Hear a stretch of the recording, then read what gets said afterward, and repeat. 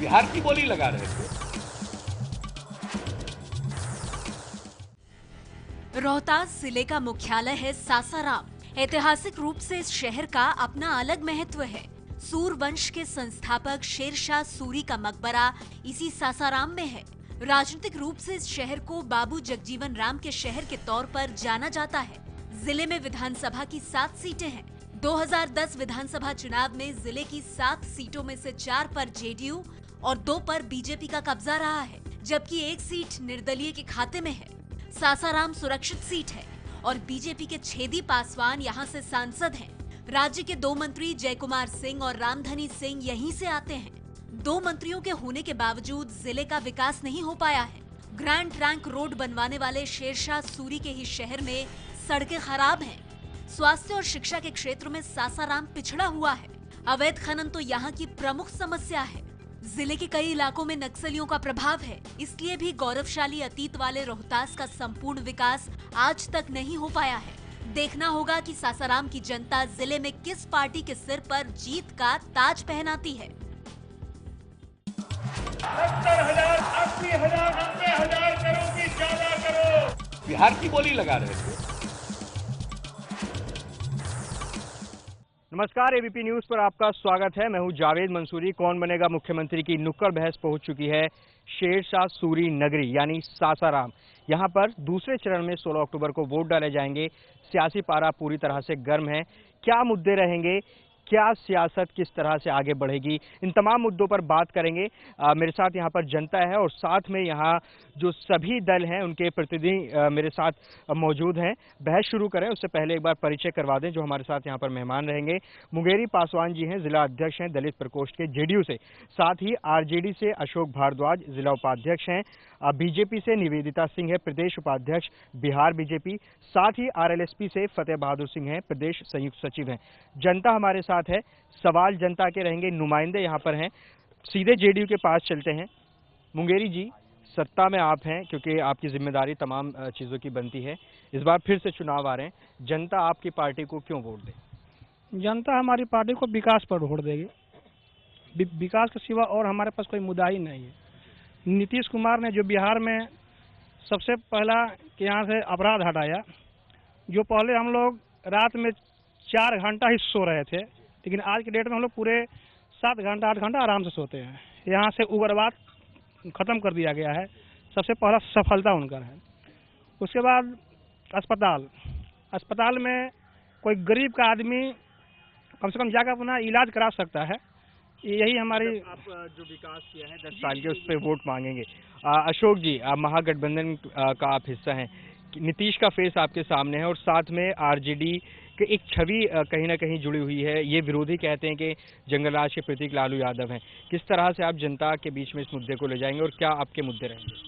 नहीं, जनता भाली भांति है, जानती है। जनता कोई किसी के कहने में नहीं आने वाली है। हम लोगों को जंगल राज का तगमा दिया जाता है, लेकिन जंगल राज नहीं था।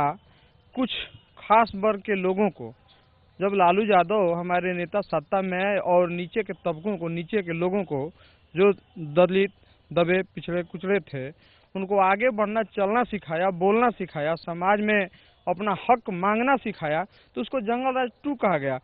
अब नीतीश कुमार का विकास और हम लोगों के साथ किया गया जो सामाजिक स्तर लोगों का सुधारने का प्रयास, उस पर जनता हमको वोट देगी। न्याय कह रहे हैं जिसको ये जंगलराज। निवेदिता सिंह जी, आपकी पार्टी को, आपके गठबंधन को क्यों वोट दीजिए?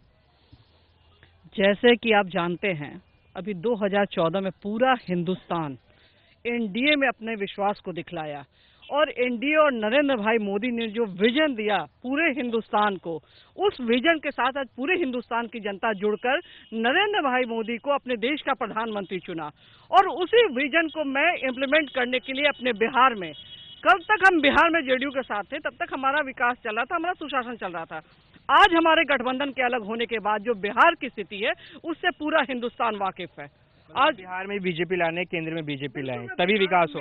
बिल्कुल विकास हो। जब तक हम केंद्र की सरकार और बिहार की सरकार का समन्वय बनाकर नहीं चलेंगे तब तक बिहार में विकास संभव। जरूरी है कि केंद्र में एक जैसी सरकार है, क्योंकि गुजरात से नरेंद्र मोदी आए हैं, कांग्रेस 10 साल थी, वहां तब भी विकास हुआ था लगातार, जिसकी बदौलत आप मुझे बताइए कि अभी नरेंद्र भाई मोदी ने जो 1,65,000 करोड़ का आपको दिया पैकेज, उसके विषय में जो नीतीश कुमार जी अफवाह फैला रहे हैं, और जो हमारे फ्लड रिलीफ के लिए कोसी के लिए जो 5 लाख का रुपया दिया गया था, वो भी नीतीश जी ने अपने व्यक्तिगत संबंध के लिए, अपने व्यक्तिगत अहंकार में वो लौटाया था।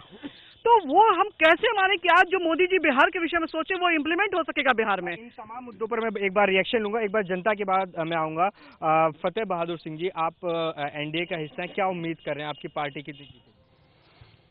मैं उम्मीद करता हूं कि हमारी पार्टी 23 में 23 सीट जीते और एनडीए का जो लक्ष्य है 185 का 185 पूरा करेगा और बिहार में एनडीए का सरकार बनेगा और विकास की लहर दौड़ेगा।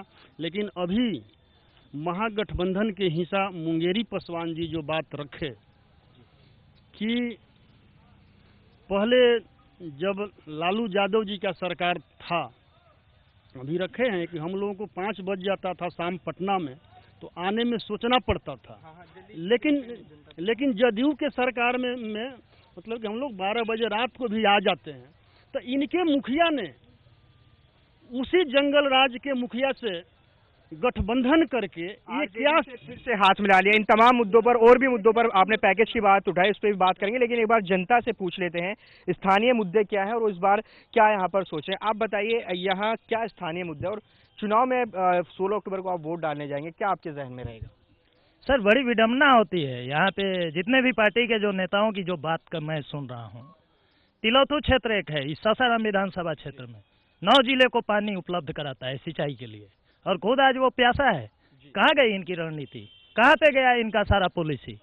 सो ये मतलब ये होता है कि पहले अंग्रेज आकर के लूटे हिंदुस्तान को, देश आजाद हुआ तो तिलौथू के लिए ये नए अंग्रेज के रूप में ये काम कर रहे हैं। पार्टियों को आप दोष दे रहे हैं, आप बताइए आपके लिए क्या अहम मुद्दा है यहाँ पे? अहम मुद्दा है यहाँ के खनन और बालू खनन, बेरोजगारी है यहाँ पे, यही अहम मुद्दा है, बेरोजगारी। आप बताइए। सबसे पहले तो मैं राज्य सरकार को दोषी मानता हूं, क्योंकि यहाँ पर एक बहुत बड़ा सा प्लांट हम लोग के पास है जो पत्थर उद्योग कहा जाता है। अगर इस जिले में अगर पत्थर उद्योग चलाया जाए तो हमको नहीं लगता है कि किसी बिहार का और किसी केंद्र सरकार को मदद लेना होगा। लेकिन जैसे भी हो, इस रोहतास जिले में जितना भी राशि अगर बिहार सरकार को अगर लेना हो तो ले, लेकिन यहाँ का जो खनन विभाग है उसको चालू करें। विभाग के साथ ही आप बताइए अंकल जी, आपके लिए क्या इस बार मुद्दा है, और नुमाइंदे आपके सामने खड़े, इनसे कुछ सवाल आप करें। रोहतास जिला में है पत्थर खनन के लेकर के, और वो चालू हो जाएगा तो यहाँ पर सही हो जाएगा। पत्थर खनन का वो चालू नहीं हुआ ना, नहीं चालू हुआ। और भी यहाँ पर लगातार सवाल उठा रहे हैं जो मोटा मोटी निकल कर आए हैं। बेरोजगारी यहाँ पर एक वाकई में समस्या है, यहाँ पढ़ भी रहे थे, और साथ में खनन का एक मसला है।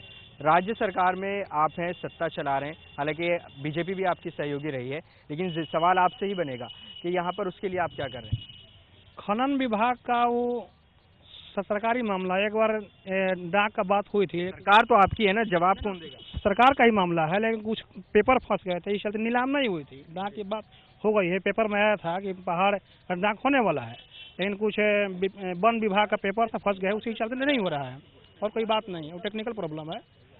सभी ने अपने पक्ष रखा। स्थानीय मुद्दों के साथ साथ जो राज्य के मुद्दे हैं, चाहे वो विकास का हो या चीफ मिनिस्टर के चेहरे को घोषित करने का, उन तमाम मुद्दों पर यहाँ बात की। फिलहाल सासाराम की जनता एक बार फिर से अपने नुमाइंदे चुनने के लिए तैयारी कर रही है। 16 अक्टूबर को यहाँ पर वोट डाले जाएंगे। देखना होगा क्या इस बार कोई बदलाव होगा या फिर से नीतीश की वापसी होगी। इन तमाम सवालों पर पूर्ण विराम जो है 8 नवंबर को लग जाएगा। फिलहाल यहाँ का अगर बात की जाए, यहाँ 7 विधानसभा सीटें हैं सासाराम जिला में। 4 पर जेडीयू का कब्जा है, 2 पर बीजेपी है और 1 पर निर्दलीय, और साथ ही यहाँ पर जो बीजेपी के सांसद छेदी पासवान है। अब देखना होगा कि जनता किसके हक में अपना फैसला सुनाती है। 70,000, 80,000, 90,000 करो कि ज्यादा करो। बिहार की बोली लगा रहे थे।